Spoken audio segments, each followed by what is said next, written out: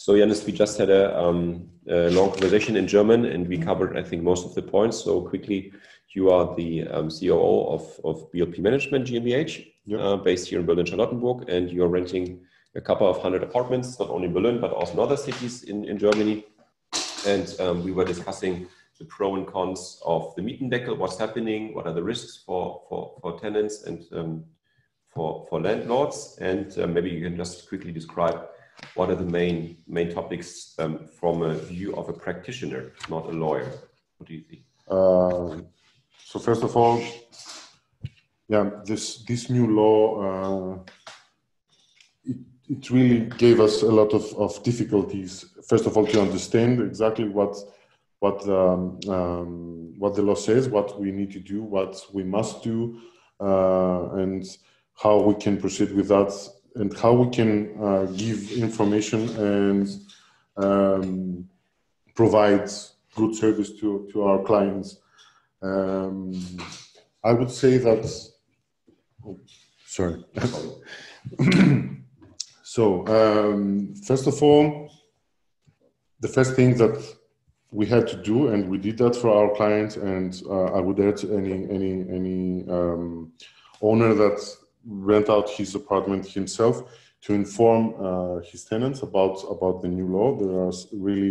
There are certain things that he must inform them about, regarding the bathroom, if there is a fitted kitchen, about the flooring, about the year of construction of the building, the energy consumption, things like that. He needs to inform the tenant for that thing, and then we just need to wait until December to see how things develop, and he either have to get less rent than already arranged or not.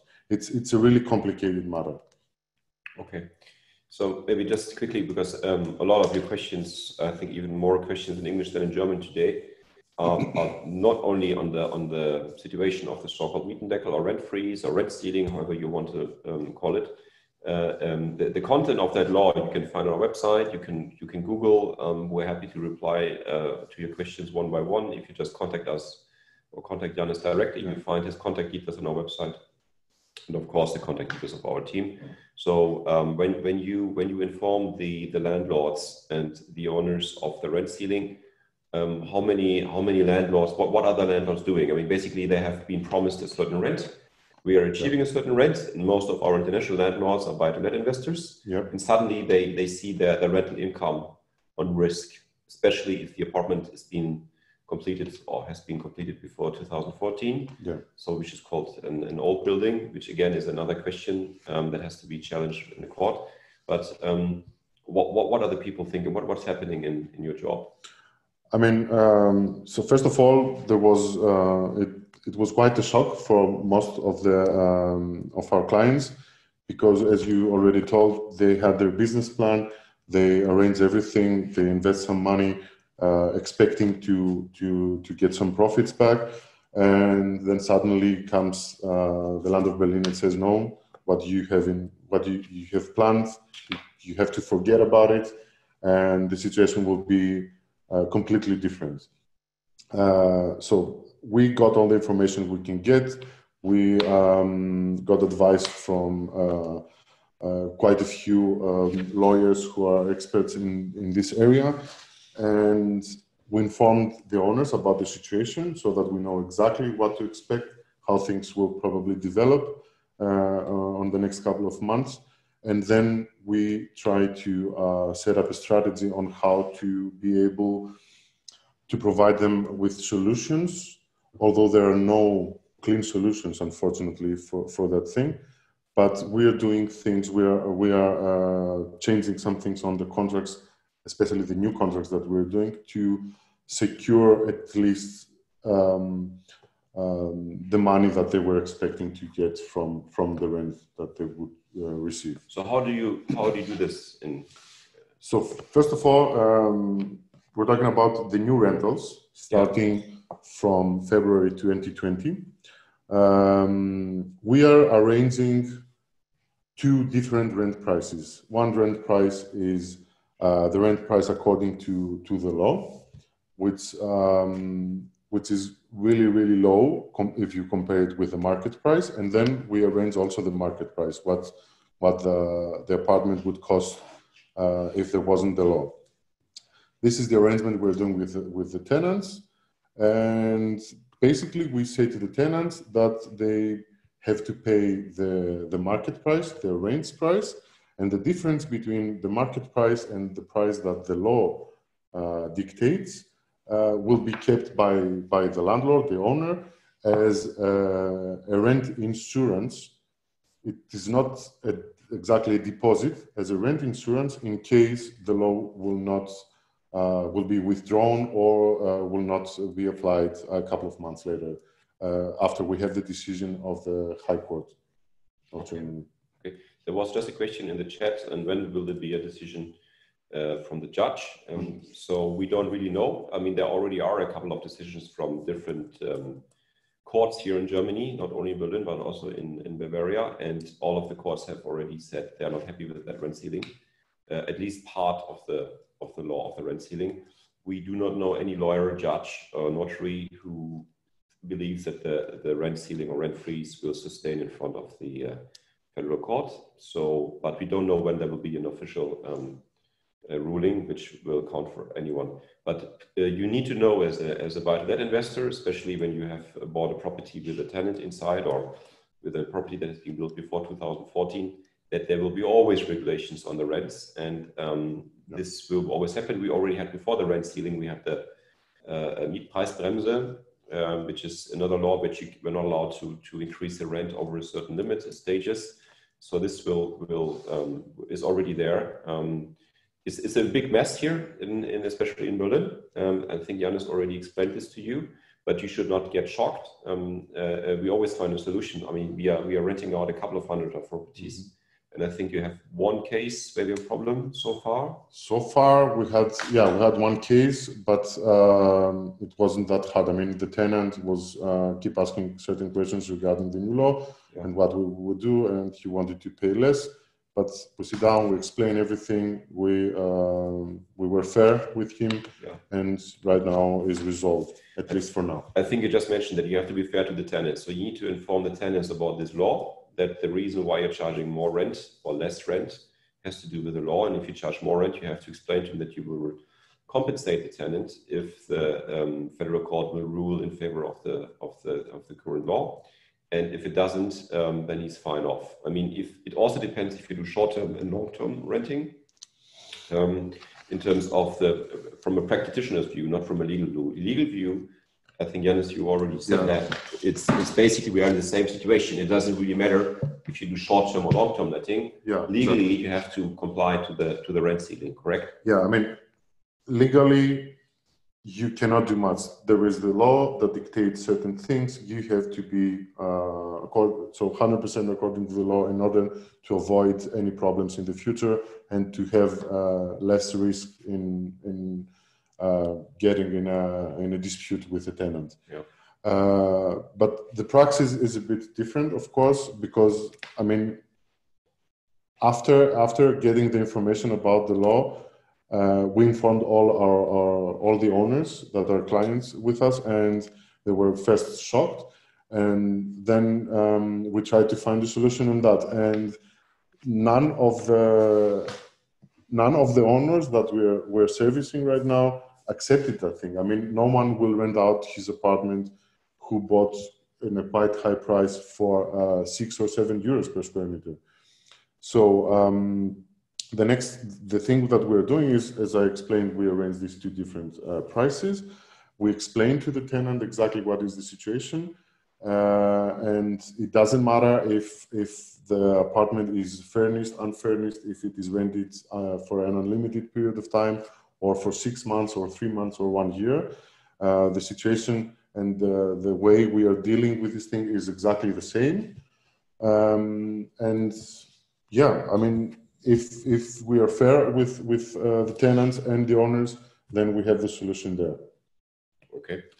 We just have another question from the chat. Are we at risk only if the tenant goes against landlord, or toward the law we are illegal renting at market price?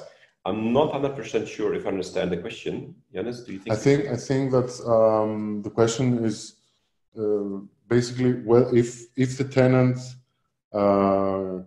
gets into a dispute with the landlord, if only then there are these legal issues, or if I don't know, someone. Yeah. Okay. So if that's the question, I have to say that we have to make it. First of all, we're not the lawyers, but you have to see the difference. There's one is a civil law, which just means that the tenant is not happy with you, or vice versa, and this is a civil law case. The other one is a public law case, where of course you get fined by the government, but therefore someone has to tell the government that you are charging a higher rent. And of course, this is at risk. So technically speaking, you are at risk. However, with these rental contracts we are drafting with the tenants, we try to protect you as much as we can.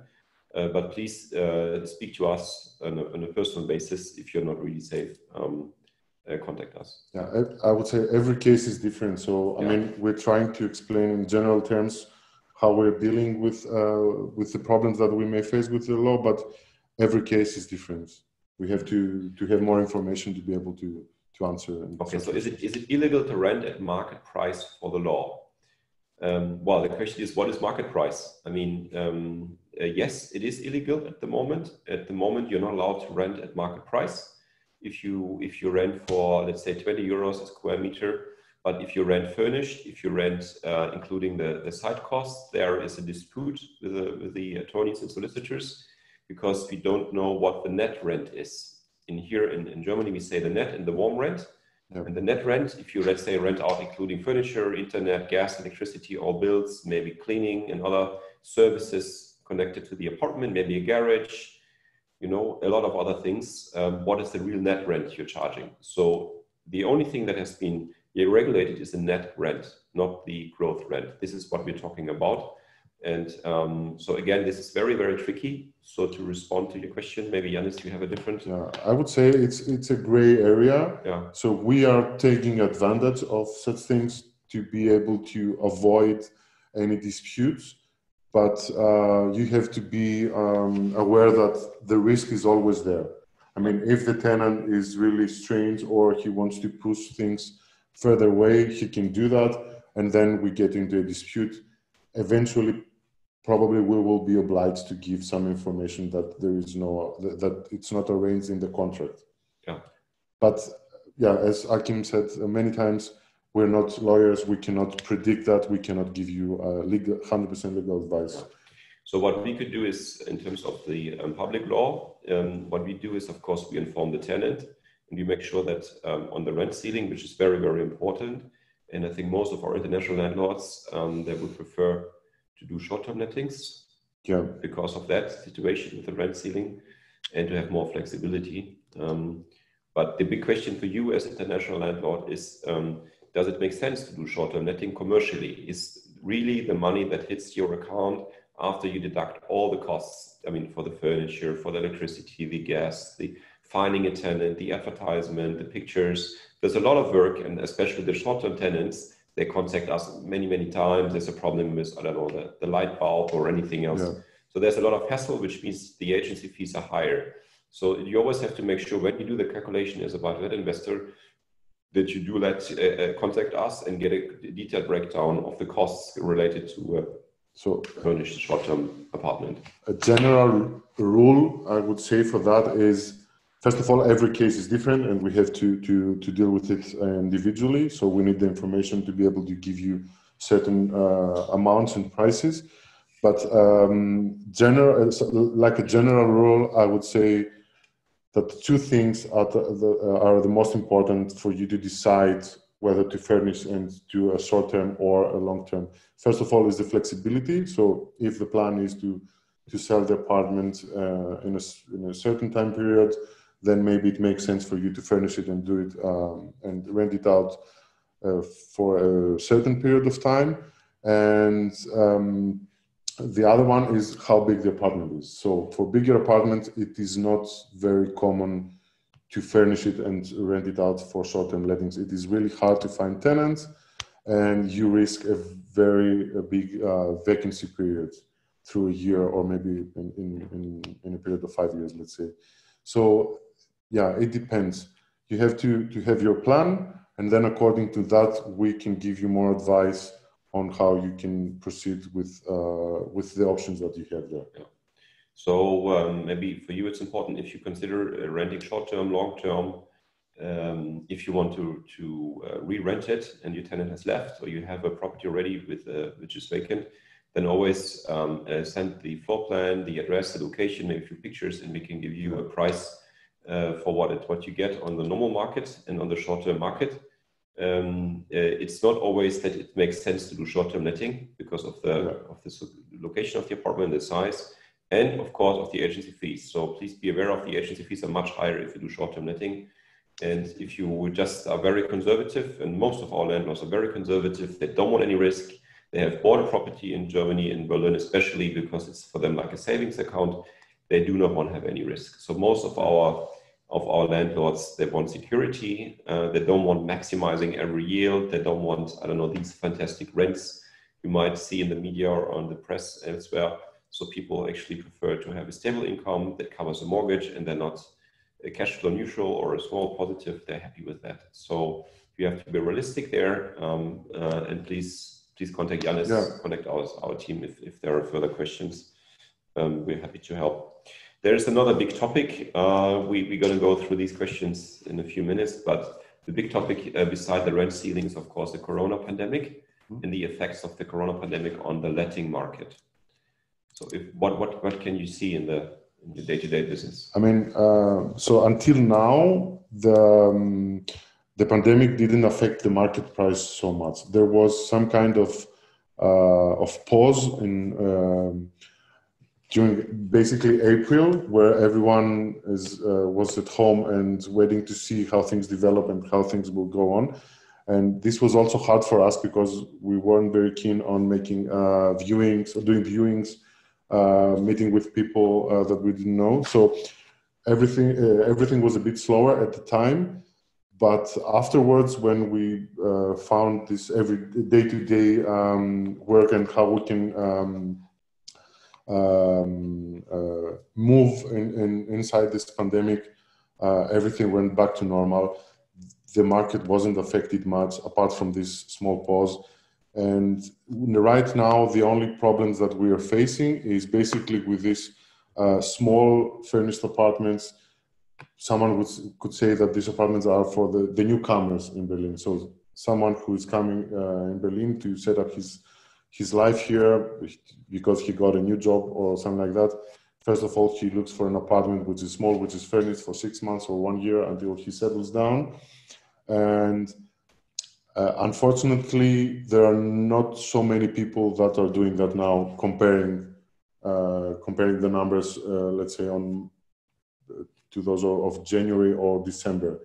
So the market isn't slow, but the inquiries that we're getting for certain apartments are not that much as it was before. I think that this will be, again, somehow regulated. The market will regulate itself. We don't see any price reductions or anything at the moment, but we have to see how the whole thing will develop. I mean, right now we're out of the lockdown. We can move around the city freely, of course, masks and all these precautions. But yeah, we just have to wait and see. Until now, there is no much problem on the market. That's good news. Yeah. I think we just have a couple of more minutes, so we go through the English questions. Yeah. So not all the questions are related to the rental market, but of course the rental market is key to the prices if you do buy-to-let investments or capital investments here in Germany. So we have a question from Ms. Victoria. Is the new law already in place? Yes, it is. And so it came in effect on February 2020. And should you do the next question? When can tenants start asking to reduce the rent? So the new law came in effect on February 2020. Right now, it applies on the new rentals, and starting from December 2020, the tenants can start reducing the rents if we come into that case. Okay. Overall information regarding the situation, the do's and don'ts with a furnished room to rent. Question from Ms. Radzinski. I think we covered that, most of that. The do's and don'ts, there is no do's and don'ts. You have to set up your plan to know exactly what you want to do with the apartment, and then it depends on the case. I mean, you need to give me more information to be able to give you more advice on that. I think he is always, if you decide if you want to furnish with a furnished room to rent. I mean, this is the room is still part of the rent ceiling, so it doesn't change anything. You are still part of the law. And if you want to have more answers, please contact Yiannis directly, either by email or just call us, and we make an appointment. But maybe for you, it's just important that you always have to make sure that if you rent out a furnished room, do you live in the apartment yourself, or you rent out a flat, which with a flat share? What is it in detail? So that there's a big difference. Or are you a tenant and you just want to sublet a room, or are you the owner? So all these things need to be part of the question. Does the current rental cover policy apply to furnished apartments? Yes, it applies to every apartment. Every apartment that will be rented out, regardless of whether it is furnished, unfurnished, or the rental will be for 6 months or 60 years. Everything is under the current. So just be aware of anything that has been completed after 2014. Yeah. Sorry, before 2014 applies to the law. Everything after doesn't. And just for you, Mr. Chan, the rental policy. There are different rent policies here in Berlin. So we're just talking about the rent ceiling. Of course, before we had the Mietpreisbremse and the average rent, which again were regulations on the letting market. But again, if you have furnished apartments, there are many different views on the situation. Out of all these hundreds of apartments which are furnished, we're renting out. I think we had one case where we have a problem with the tenant. Everything else we could sort. So again, please contact us and ask us. But it's important that you have the right contracts, the right tenant, and of course, price property accordingly. What options do landlords have currently and after Supreme Court decision? I think we covered that too. I mean, after the Supreme Court decision, if the decision is that the law is unconstitutional, then we go back to the previous state, and we are, so to speak, more free to do the things we did before and get better prices in terms of rent. If the decision is that the law should continue to exist, then unfortunately we have to comply with the law. Yeah. I mean, there is not much space to move there. Yeah. So the likelihood that this law is going to pass the federal court is very, very low. So I think we don't know any lawyer or judge who thinks otherwise. So, but again, please contact us for detailed questions. After how long is another question from the chat? After how long is not considered short-term renting anymore? 6, 12, 24 months. So short-term renting ends with 12 months. So everything above 12 months is not short-term, but of course this is a good question. My advice is if you do the short-term letting, you need, I mean, anyone who's renting for 2 years, we do not consider a short-term contract here in practical. In legally, the tenant after 12 months, he can say, hey, I'm now here in my 13th month. This is not a short-term renting contract anymore. I want a normal contract, and he can challenge the contract. So, but again, this is very important for you. So please contact us. Most of our short-term contracts end after 12 months. We have anything between 3 to 12 months, or 3, 6, 9, 12 months. And if the tenant wants to continue, we usually don't accept the tenant to continue after 12 months. We change the tenant after 12 months, or the tenant wants to rent it for a longer term. And then you contact the landlord and say, here, the tenant wants to rent it for longer, but then we do a different contract. But this would not be a short-term contract. I think we replied to that question, Yiannis. I mean, yeah, it's a lot more complicated. Every case is different. I mean, we cannot answer that so simply. Yeah. But in general terms, what I can say is right. How has the rental caps impacted the real estate sector so far? Question from Mr. Moabad. So it does has, of course, impacted the real estate sector, especially when it comes to landlords willing to rent out their apartments on a normal classical rental contract. I think very, very few people are doing this. The big firms who are renting out, they don't refurbish the apartments, they just rent them out as is. Yeah.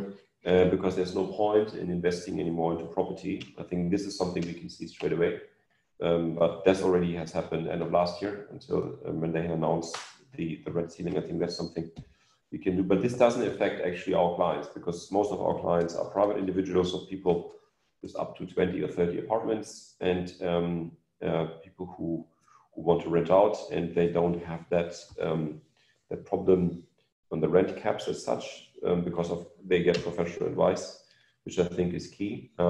When you're asking on property prices, yes, tenanted apartments in Berlin, but this is more a commercial question on sales prices. Even before the rent ceiling was a much lower price for a tenanted apartment with a sitting tenant than for a vacant apartment. But that's something which we of course can discuss in detail. It also depends on the kind of rental contract you're having with a tenant. Is it short-term, long-term? Is the tenant protected for 10 years? Is he not protected? You also find on our website there is an FAQ section, a lot of short videos where we are responding to these questions. There is a price gap between a sitting tenant in an apartment, which is a 10-year protection of up to 50% of the market price, compared to a vacant apartment. Yeah, we just have another question. For new tenants, would you suggest having two contracts, one for cold rent, another for furniture and bills? This is a very typical question. We don't think that's a good idea, mainly because it's quite obvious that this is one contract, so the tenant can challenge this. Any landlords are asking us that question.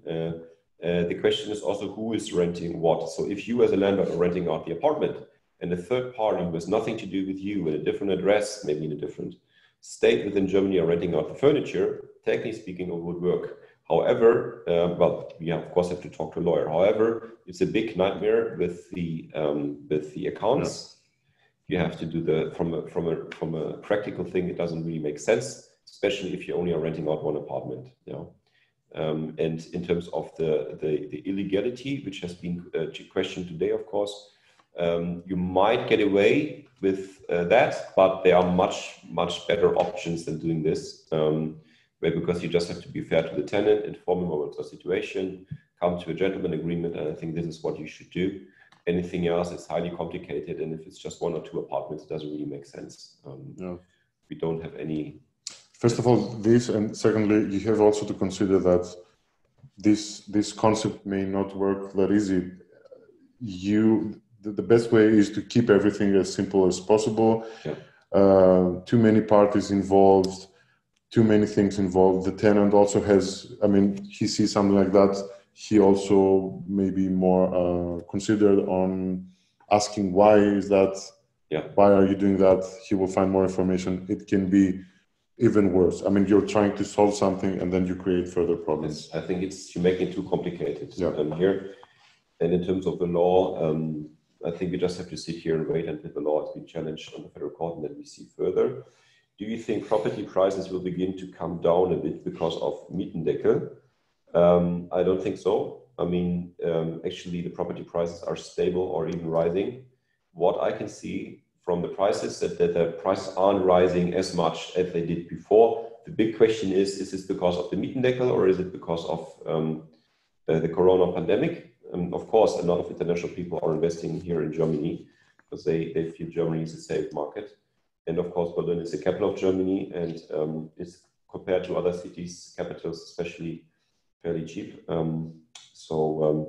Yes, property prices are affected by the Mietendeckel, but of course, property prices are affected less than you might think. Property prices when it comes to single apartments are less affected. Property prices when it comes to entire houses, multifamily houses, they're more affected, of course. But this is a different asset class. So we have to precise this question, what kind of property you are meaning here.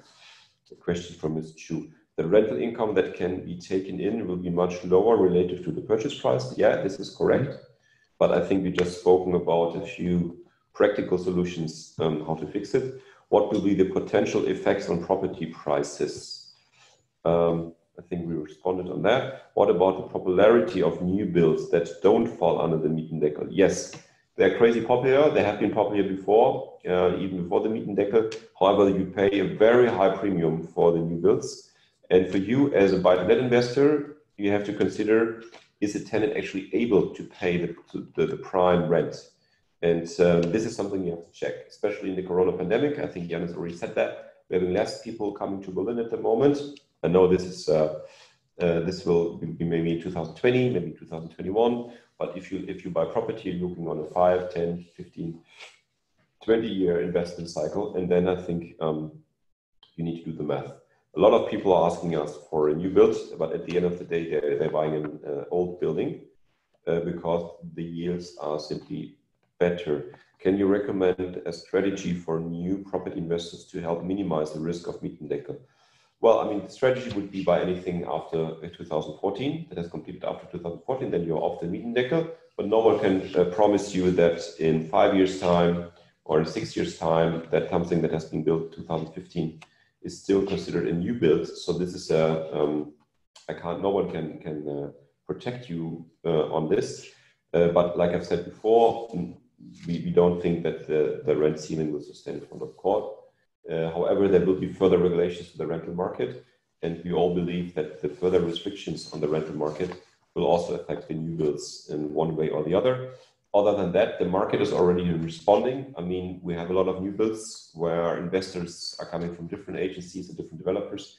They have been promised certain rents, which are simply not possible, simply not realistic. And so please, if you want to have a second opinion or third opinion on the realistic rents, we're happy to give you the rental income for any property you want to buy. I think best is you contact us before you buy and then give you our estimate of the rents. Then we have a few more questions. Corona. Are there any price drops in real estate due to Corona? I think we replied to that. Are there any signs that the Germans are turning away from city living due to home working, lockdowns, and effects associated with the Corona crisis? I think that it's too soon to see this kind of effects from the Corona crisis. I mean, it's not something that we witnessed until now. That may be the case in some for some people, but I don't think that is a massive kind of thing. It's not a massive thing. No, people is not living outside of the city. Yeah, I think I completely agree with Yiannis. So people still want to live within the S-Bahn ring in Berlin. For them, it's a magic border. And of course, we have a lot of Germans who are leaving the city, but this has nothing to do with the Mietendeckel and nothing to do with the Corona crisis, simply to do with the prices. People can't afford it to live in Berlin, especially local Berliners, because they simply don't have the funds to pay for the rents, and the salaries aren't high enough, which is the more important questions. Why are the salaries not high enough to pay the rents? Because if you compare the rents in Berlin compared to other cities, they are not really high. It's because the Berliners are not earning enough. This is the right question. And there are not enough Berliners who are property owners. And that's the reason why people are leaving the city, because for the higher rent they have to pay within Berlin, they can buy property elsewhere and commute to the city center. And yes, this is a trend. But if you look on the map of Berlin and compare it, for instance, Paris, London, other capital cities within Europe, the surface of Berlin is much higher. So people can commute within Berlin. And there's still a lot of options in Berlin to buy property and to rent property, which is still much cheaper than to buy or rent in Brandenburg. But again, this is a very generic question. If you're looking at a family with children, etc., people actually want to live in Brandenburg, which is the state outside of Berlin, and because of the living quality. But again, this is more like a personal decision. We don't see any trends with Corona that has pushed this further. Yes, I think from the rental market, most of our clients, most of properties are anyway within Berlin, the premises of the city of Berlin, so we can't really respond to the question from the rental perspective. Do you see any influence of COVID-19 pandemic on renting market in Berlin? Not question really. From Mr. Roskopf, yeah. What do you think? I mean, not really. Apart from this really small apartments, which is the transition apartments for someone who is coming in Berlin, which are for now a bit affected in terms of the inquiries we're getting for those. If we compare them to previous times, there is no much influence. I mean, yeah, as I told you, maybe in April was a bit slower, but that's it. Other than that, the market works perfectly. Thank you, Yiannis, for your time tonight. I thank you, and yeah, as we many times said, if you have specific questions, please feel free to contact us. I will be more than happy to assist you and give you some advice if we can. Yeah, thank you for listening tonight. And if, like I've said before, Yiannis already said that we are not running away. We're sitting here. If you have any questions, contact us. You can find this video on YouTube, and you get a link from our office during this week. And there are more videos, especially if you want to listen to lawyers responding to the Mietendeckel, the rent ceiling, the Corona pandemic, etc. We have a lot of so-called builder real estate talks online on our YouTube channel, which you can see. Most of them are, of course, in German because it's a very technical topic. But if you need further advice, most of the lawyers anyway speak English, and they would be happy to help you. Thank you for listening and watching tonight. Have a nice evening.